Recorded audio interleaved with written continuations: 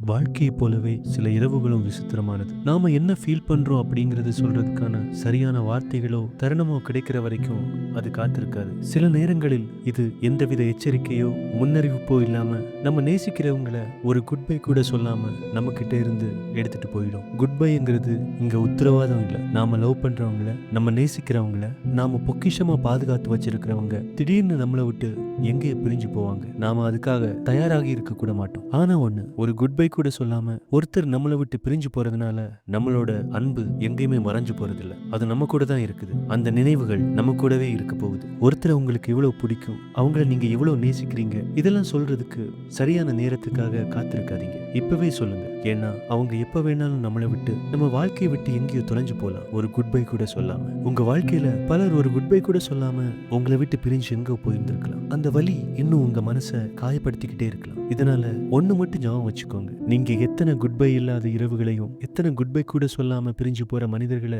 சந்திச்சாலும் அதுல ஒருத்தரா நீங்க இருந்துராதீங்க. ஒருத்தரை நேசிச்சா அவங்க கூட இருங்க. உங்களுக்கு அவங்க வாழ்க்கையில தேவையில்லைன்னா அட்லீஸ்ட் ஒரு குட் பை ஆச்சும் சொல்லுங்க. குட் பை இல்லாத இரவுகளை அவங்களுக்கு நீங்க கொடுக்க வேணாம். குட் நைட் பை யாரோ.